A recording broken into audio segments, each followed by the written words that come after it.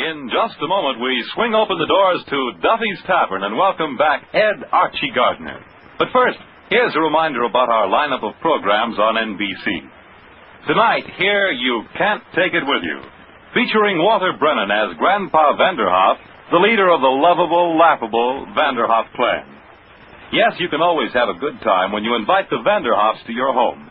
And you can have them by merely tuning to your NBC station. Also this evening, there's High Adventure with screen actor Frank Lovejoy on Night Beat. Night Beat is the pulse-quickening action drama that brings you the story of ace newspaperman Randy Stone, the story of the high adventure of front-page news reporting. Then, tomorrow, there's fun in store for you with Monty Woolley as he comes to the NBC microphone as that Shakespearean actor of infinite jest and wit, the one, the only, the magnificent Montague. Yes, there's plenty of fun in store for you with Monty Woolley, Shakespeare's greatest exponent of the barbed comment, tomorrow as the magnificent Montague. This evening, here You Can't Take It With You and Night Beat. Then tomorrow, Monty Woolley as the magnificent Montague. Hear all three on NBC. Transcribed.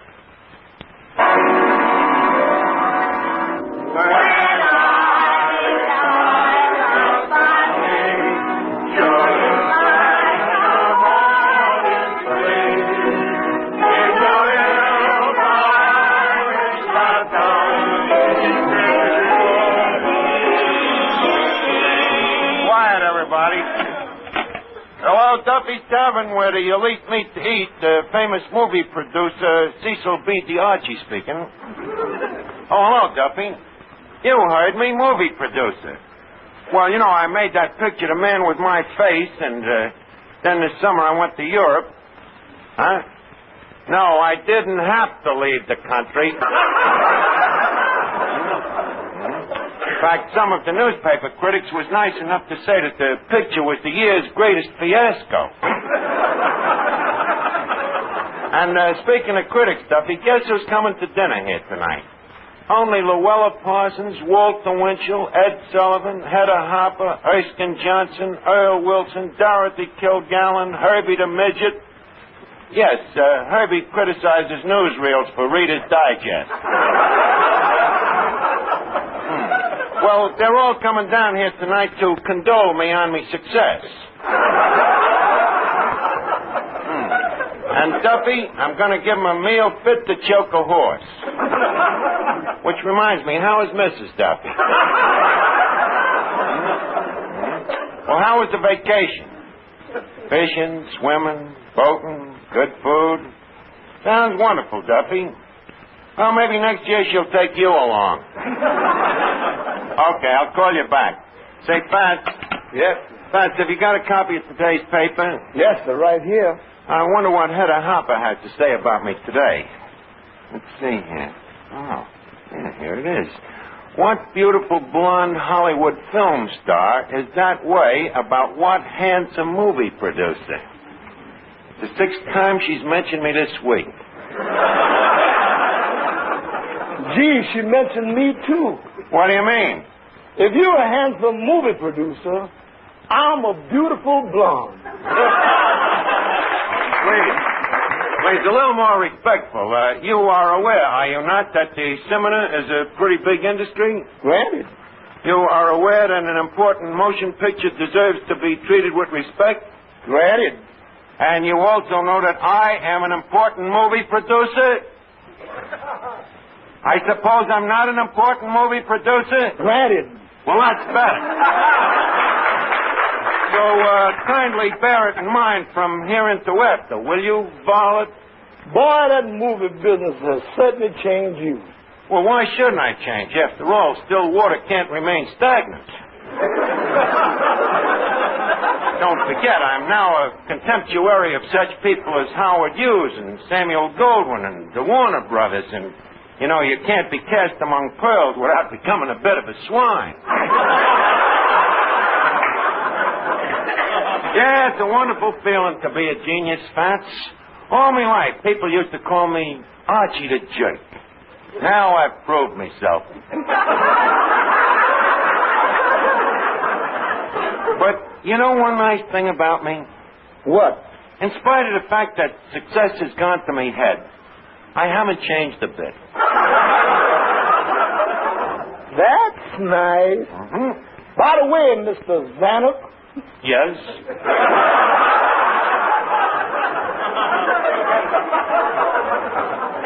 Duffy says not to forget to put out the garbage. Say that again. Put out the garbage. Put out the garbage. There's a certain lilt to that phrase. Might make a wonderful title for my next vehicle. Pat, play me a little mood music while I think of a plot to go with it. I got just the thing. Good. I want you to come along with me. Down the Mississippi, I said the Mississippi. We'll take a boat to the land of dreams. Steam down the river, down the river. A bear will be there to meet us. And our old friends will greet us with some fried chicken. Heaven on earth, that must be Basin Street. Must be. Basin Street is the street where the elite always meet.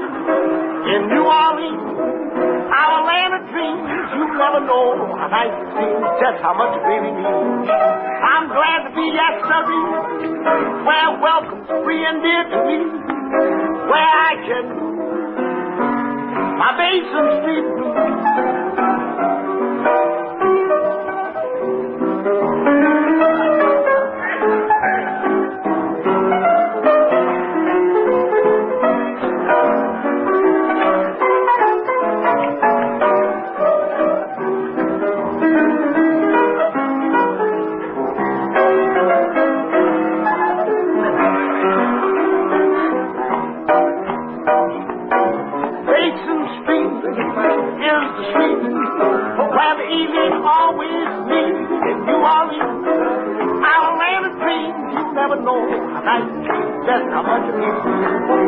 I'm glad to be yesterday where welcome me, and it's me where I can do my Basin Street blues.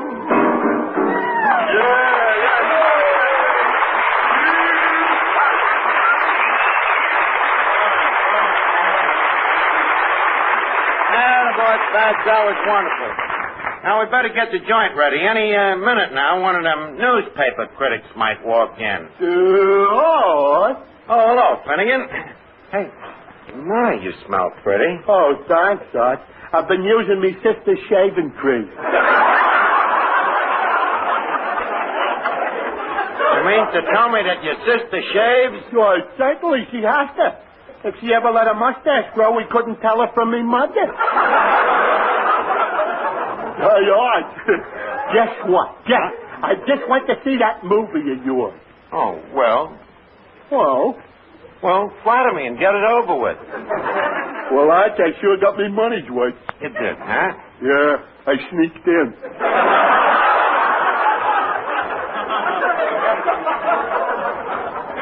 Then what do you mean you got your money's worth? 5 minutes after it started, I sneaked out. Well, tell me, what didn't you like about it? It was too long. But you said you only stayed there 5 minutes. You heard me. It was too long. Look, Finnegan, when I want the moron's opinion, I'll ask you for it, you toothless crumb. Oh, look, Arch, I ain't the only one. You know yourself, the critics said it was lousy. Well, that's different. The critics know what they're talking about. Now, if you don't mind, I'd be behooved at your disappearance. I'm busy making arrangements for a big dinner party here tonight. Big dinner party tonight? Oh, boy. What time should I be here? Sometime tomorrow morning. Wait a minute. You mean you ain't inviting me? Well, you see, you're rather low class, and... But, Arch, you're my old pal. Finnegan, please, don't make it difficult for me to despise you. Arch, you're not forgetting your old friends, are you? Old friends? Yeah. Old friends? How long have I known you? 20 years. And now I'm a success. You want to presume upon a chance acquaintance? A chance acquaintance? Arch, you and me, it's been buddies. Buddies? Yeah. Name me an incident. Oh, Arch, you mean You've forgotten the old days at Harrigan's Wharf when we used to go fishing together? The time we were so poor we only had one wine? You remember? Certainly I remember. And I gave half of the worm to you. That's right. And it was delicious.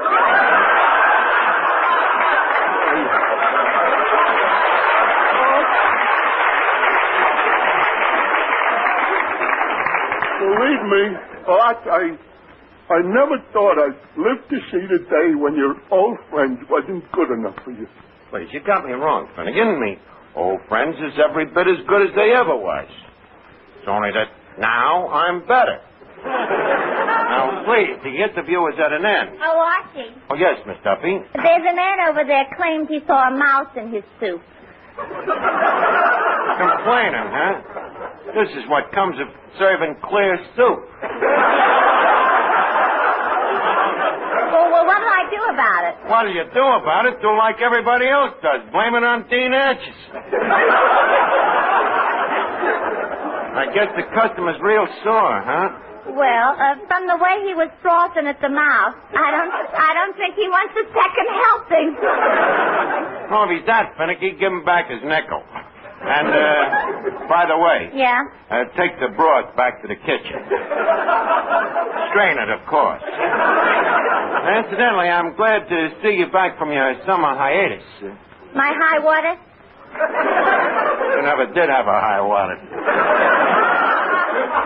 Talking about your vacation, did you manage to get anything on the third finger of your left hand besides a sunburn?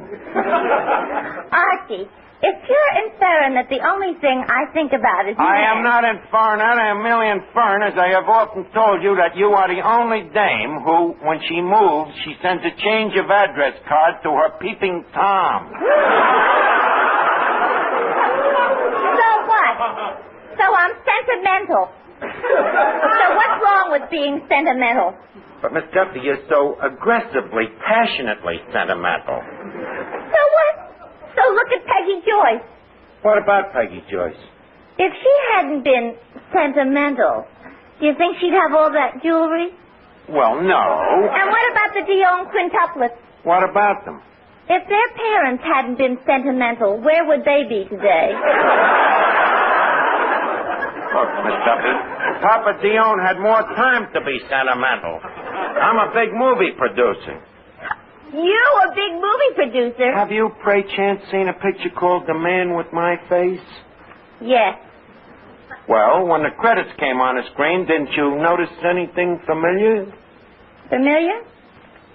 Oh, yes. The sailor sitting next to me. Boy, did I have to slap him plenty. You slapped him, a sentimentalist like you?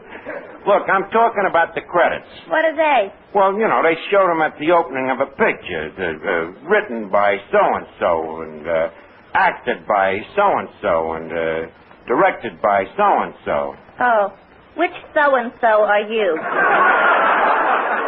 The producer, the big so-and-so. And if I do say so myself, I did a magnificent job on that picture. Tell me, do you remember which part you enjoyed the most? Sure.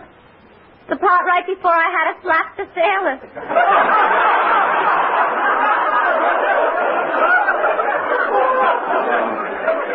This is the trouble with pictures, the inferior minds we have to cater to. 12 years old. That sailor wasn't 12 years old. That a great creative brain like mine should be exposed to such childish prattle. Forsooth, Miss Duffy, my head is beginning to ache. And I bet I can tell you what's making your head ache. What? Growing pains. Oh, yeah?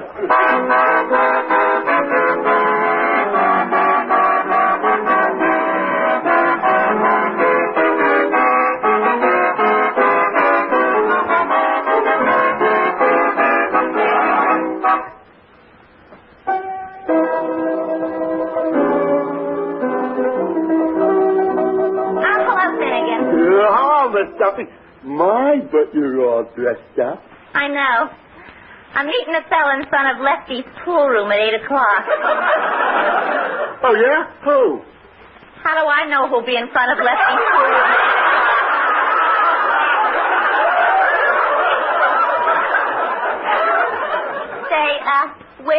swell head? Oh, he's getting dinner ready for them big shot newspaper friends of his. Friends of his? Why, he couldn't get his name in Luella Parsons' column if he shot Hedda Hopper. Very funny. Now, will you guys stop standing around? Finnegan, I thought I told you to go in the kitchen and stuff the olives. So I did stop him, March, but after the second bottle, I lost my appetite. You don't mean you had all the olives? Well, it's a lucky thing we still got a few radishes. Or have we? Let him eat celery. Which reminds me, Fats, do you find we got enough good silverware? The best in town. Knives from the Waldorf, spoons from the Astor. I wonder where this fork came from. Let me see. The fork must be from Lindy's. It tastes from herring. Now, let's see. What's this? It's anchovy paste. Anchovy paste? Yeah, I wonder what that's for. Probably for killing anchovies. Oh, well, then get busy and sprinkle it around. Now, leave us make a final check here. Fats, answer the phone, huh? Why don't you answer it? You're standing right next to it. Fats, please. In movie producer circles, nobody who is anybody answers the phone as long as there is anybody who is nobody around to do it. Hello, United Archie Productions. Fats the nobody speaking. It's for you, Mr. Archie. Well, heavens to Betsy, man. Get the name. Get the name. Might I ask who's calling, sir? Thank you. It's a Mr. Duffy, and he also gave me a name for you. Was he smiling when he said it? When you say that name, you've got to smile. Hello, Duffy. Huh? Well, of course the press party's still on. Duffy, stop worrying, will you? I guarantee if them newspaper columnists don't show up, I'll pay for the dinner out of my own pocket. Well, certainly. Walter Winchell would sooner cut off his right hand than disappoint me. Okay. Archie, look at this paper. Guess who went to Miami this morning? Who? Lefty Winchell.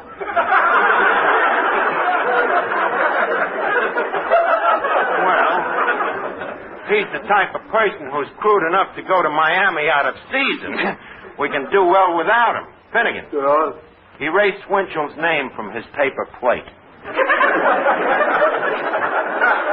Mr. Archie, it's getting late and none of your newspaper friends have shown up. They ain't, have they? Maybe I ought to give Dorothy Kilgallen a buzz.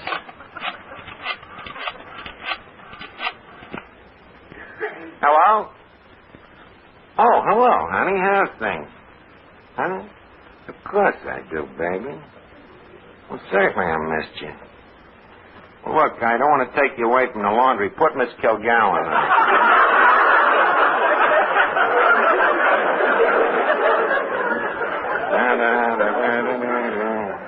Hello?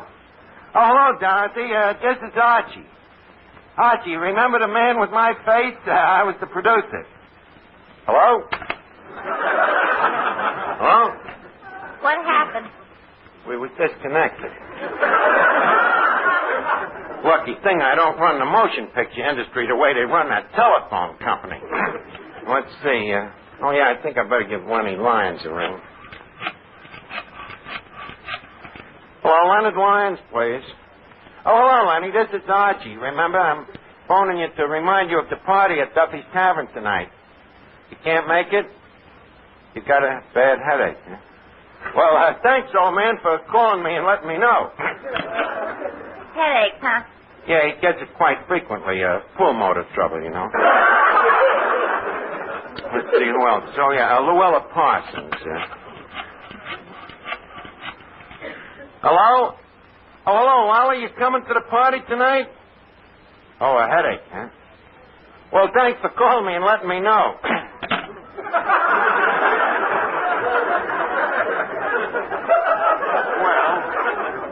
Another headache? Yeah, must be an epidermis. Let's see. Oh, yeah. Hello, is Hedda Hopper there? Now tell her Dr. Fussbaum is calling. Dr. Fussbaum. Hello, Hedda. This is Dr. Fussbaum. Tell me, how is today your headache? You ain't got no headache? Well, in that case, this is Archie. Oh, now you got one. Look, Hattie, you don't have to beat around the bush. If you think the picture stinks, why don't you just tell me? Well, that's better. At least she has a valid reason for not coming. Well, Mr. Archie, look like your big shot friends has let you down. Yeah.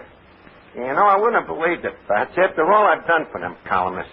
Like the time I gave that Winchell a tip that Clancy the cop was that way again. What way? Drunk. And the time I gave Earl Wilson a tip on Dagmar in television. What tip? I told him someday she'd be as big as Faye Emerson. Now I asked them for a favor. They turn the other cheek on me. Well, I'm going to give them 5 more minutes. If they don't show up by then, they're in for reprisals. What do you mean? I'm going to quit reading newspapers. That's, in the meantime, play another number. Okay. No one to walk with, I'm by myself. No one to talk with, but I'm happy. Oh, shucks, this behavior. I'm saving my love for you. I know for certain the one I love. I'm through with fighting at you that I'm thinking of you. This behavior. Saving my love for you. Like Jack Horner in a corner. Don't go nowhere, I don't care. Your kisses always waiting for the evening. Don't stay out late, I don't care to go. I'm home about 8, me and my radio. Keep misbehaving, I'm saving all my love for you. Like Jack Horner in a corner. Don't go nowhere, I don't care. Your kisses always waiting for the evening. Don't stay out late, I don't care to go. I'm home about 8, me and my radio. Keep misbehaving, I'm saving all my love for you.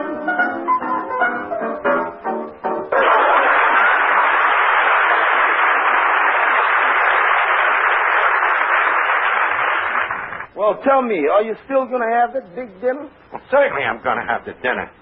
If I don't have it with me guests, I'll have it al fresco. Alone. Alone?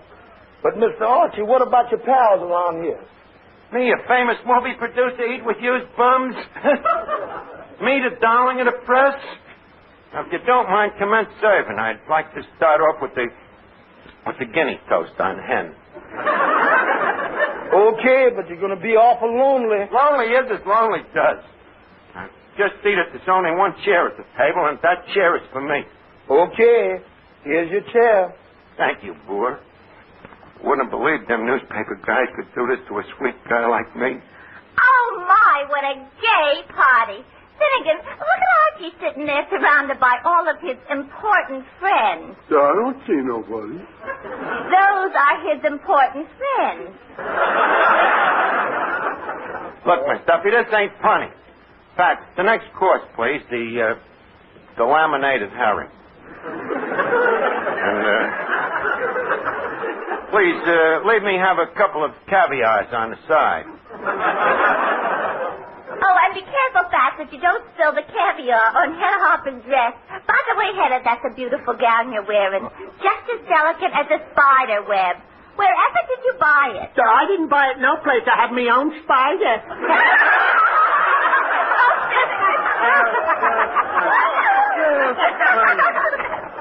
Shut up, will you, wise guys? You're all just jealous because the only people you can get to snub you is a bunch of nobodies. And another thing, Fats. Yes, sir? There's something wrong with these caviars. What's wrong with them? They got a fishy taste. Now, I want you to replace them. Mr. Archie. Huh? It isn't caviar. Then what is it? Just the fact that you ain't used to caviar. Isn't the wit? Listen, how would you like to have some of the stuff on that table over there? Big steak and sauerkraut, sir. Who's it for, Fats? Well, it was for a party we had fixed up for the homecoming of a friend of ours. Who?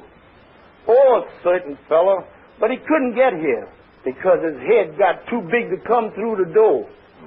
Fats, sir. This guy with the big head, is there anybody I know? Yeah, you know him. Of course, you don't know him as well as we know him. I think I know who you mean. I got some news for you, Fats. That guy you picked the pig knuckles and sauerkraut for, he just got his head through the door. You mean you whom again? Yep, Fats. Archie, the stuck-up movie producer, is no more. You are now just talking to plain Archie, the pheasant who has returned to his flock.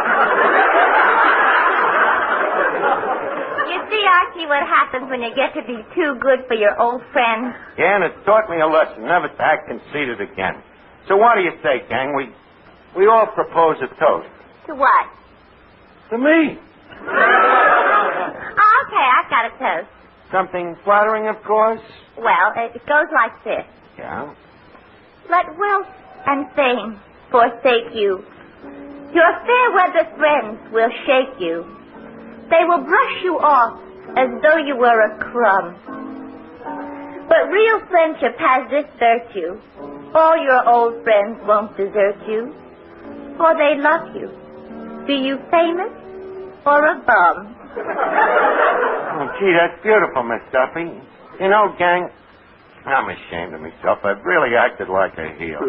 Archie, it's good to have you back. Oh, please, quit crying, Finnegan. Finnegan, you're watering the sauerkraut.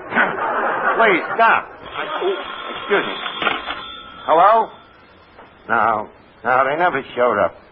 But don't worry, Duffy. You ain't going to lose nothing. I'll pay for the dinner myself. Well, the friendship of swell friends like Fats and Duffy and Finnegan, you know, and even a slob like you, it's worth a lousy $8. And besides, it's learned me a great lesson in humility. Okay, kid. Just a second, Archie. I resent you saying our friendship is only worth $8. Miss Duffy, will you please pass the pig knuckles and keep your big mouth shut? Now, look, that's no way to talk to a lady. And look at whom is telling who how to talk to dames. But I tell you, only... Why quiet, you unmitigated oaf? Mr. Archie, And please... you keep your mouth shut, too. The audacity of a bunch of ignorant peons telling me how to act. Now, in the future, I wish you'd please remember, you are talking to a famous motion picture producer.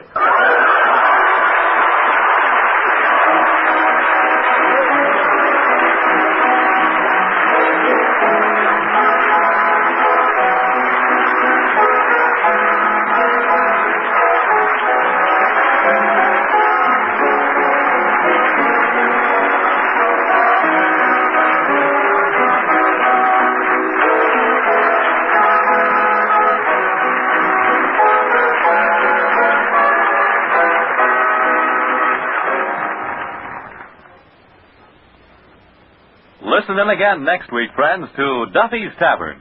Yes, Duffy's, with Archie the Manager, Finnegan, Miss Duffy, and Eddie transcribed.